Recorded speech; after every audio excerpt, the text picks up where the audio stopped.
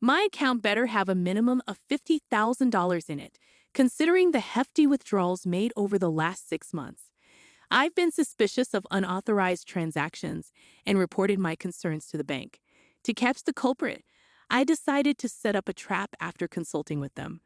Astonishingly, my suspicions pointed towards my husband and sister-in-law. It's been 2 years since I tied the knot with my husband, but my inclination to divorce him grows every day. The compatibility with his family is abysmal. His folks consist of a salaried father, a part-time working mother, and a sister with her husband and 3 kids, just a short 5-minute stroll away. On the contrary, my husband and I, both working full-time with no kids, live in an apartment an hour's drive from his parents' place. During our family introduction, I thought we'd get along well. The family banter seemed friendly, with me being playfully teased and praised. We got married, had a satisfying wedding, and even went on a honeymoon to Taiwan.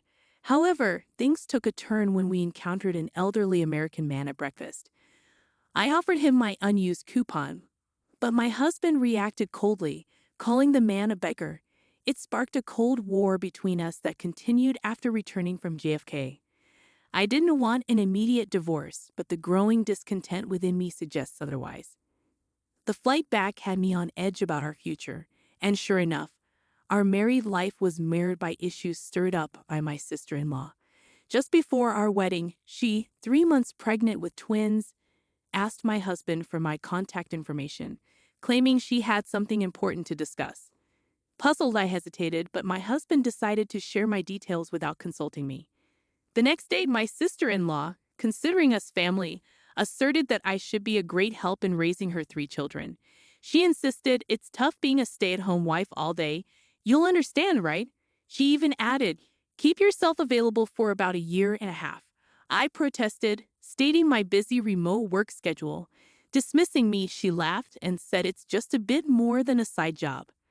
When I confronted my husband, he sided with his sister, claiming that as family, there's no need for formal requests. Frustrated, I suggested involving other family members, but he insisted it's too late for that. I was tasked with taking the older kid to and from school, a 1-hour drive each way from our home to my sister-in-law's. Despite the impracticality and my objections, my husband remained adamant. To make matters worse, he smugly remarked, "You're the superhero, so naturally, you'll help my troubled sister, right?"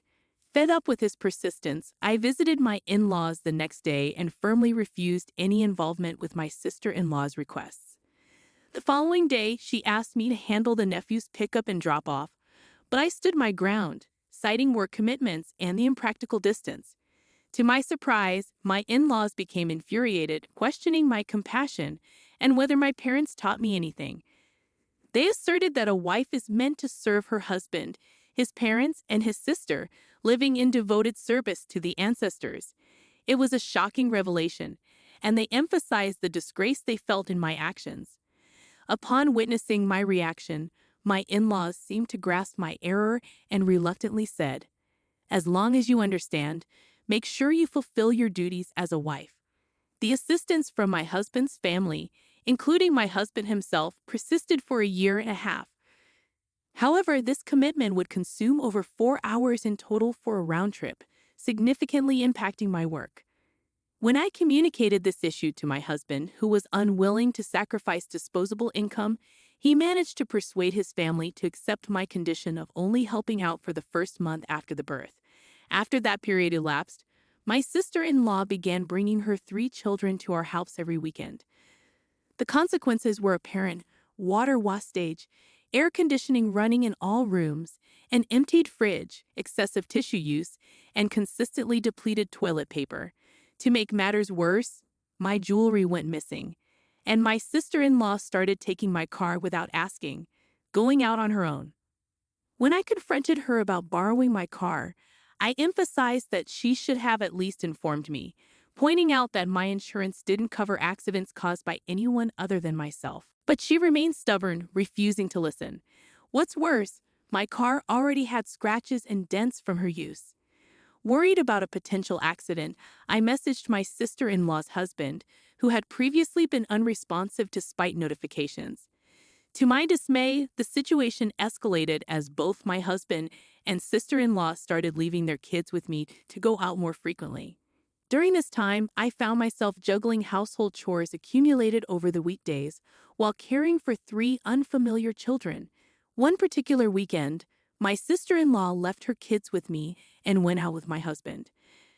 However, when she finally returned on Monday morning after my husband went to work, I went to the bank and was shocked to find my balance had plummeted to a single digit. There should have been $50,000 in this account. Upon closer inspection, substantial amounts of money had been withdrawn multiple times over the past 6 months.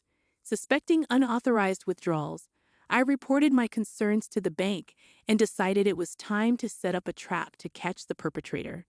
The following weekend, as per usual, my sister-in-law imposed child-care duties on me and left with my husband.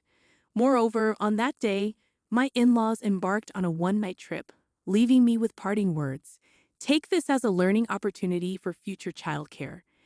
You're lucky to learn this for free, such remarks stung. The afternoon after they left, my phone buzzed incessantly with calls, and ignoring them led to messages flooding my inbox on various social media platforms. Reluctantly answering the phone, I was met with a loud voice complaining, "I can't withdraw money. What's going on?" Feeling a sense of victory, I inquired about the issue.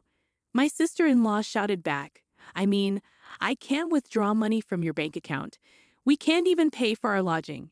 Calmly, I questioned why she assumed she could use my account without asking. In response, she hurled curses, and my husband intervened, explaining that due to a shortage of funds, they didn't have enough credit limit for the trip and decided to pay in cash. Coldly, I asked whose bank account it was, pointing out that it was mine.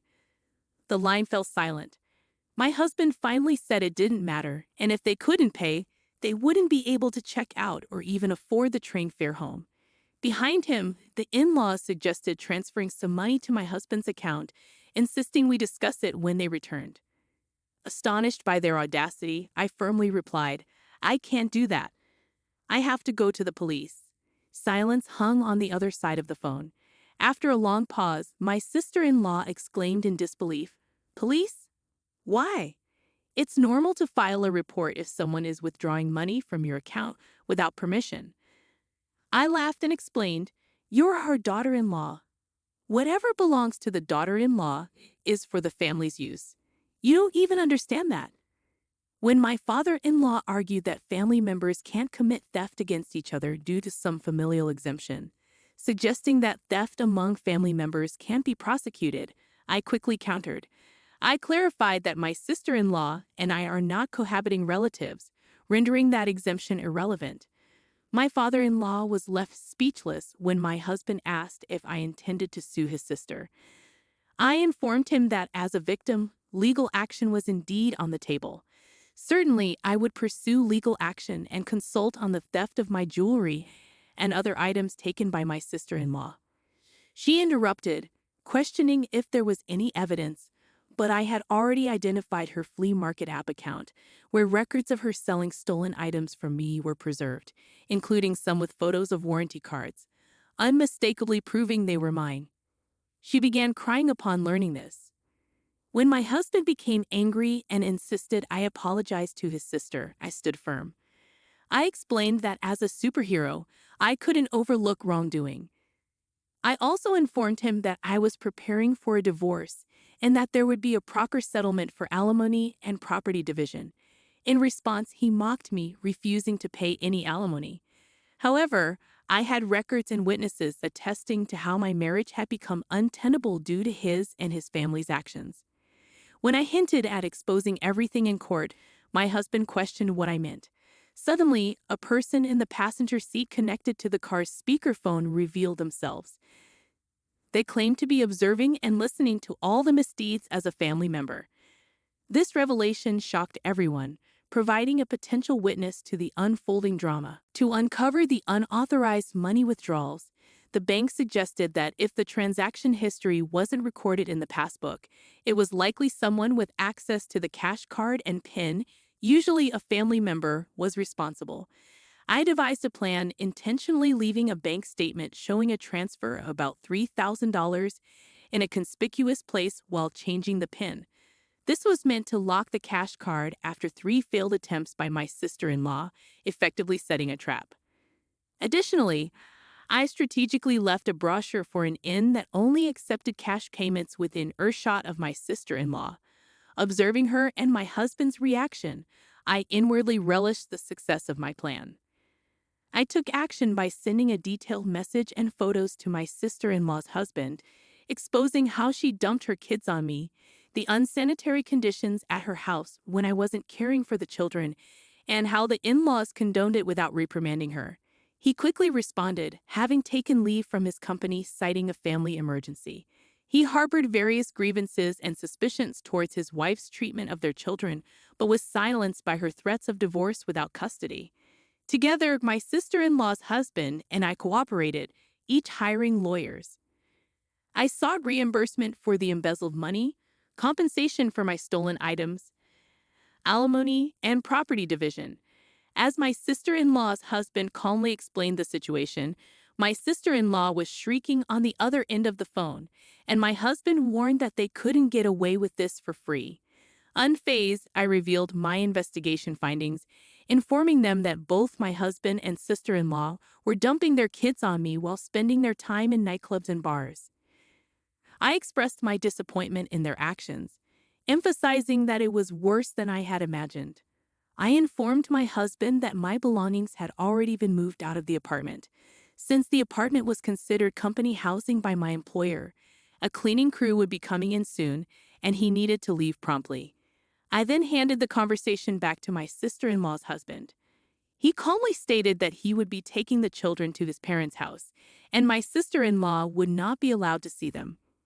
He also mentioned that he would be selling the house, which was in his name, and she needed to move out immediately. We blocked all communication with them. Despite their attempts to reconcile and avoid divorce, they couldn't check out of their lodging without paying the bill. Eventually, the in-laws were reported to the police for suspected dine and dashed and lodging without payment. After being scolded by the police, they promised to pay upon returning home. As promised, they made their way back using regular trains. I left only the divorce papers, and the in-laws found their homes empty. Thanks to competent lawyers, I received a lump sum for alimony, and both my sister-in-law's husband and I finalized our divorces. He successfully gained custody of the children. At the behest of my ex-husband and ex-sister-in-law, the former in-laws had to sell their home to cover the alimony and embezzled money, becoming guarantors for the new debts incurred by the ex-sister-in-law and ex-husband. Furthermore, their debts at the nightclubs and bars became so substantial that they had to work tirelessly day and night to repay them. As for me, I decided to take a break from marriage for a while. My plan was to focus on taking care of myself and making up for the time wasted with my ex-husband.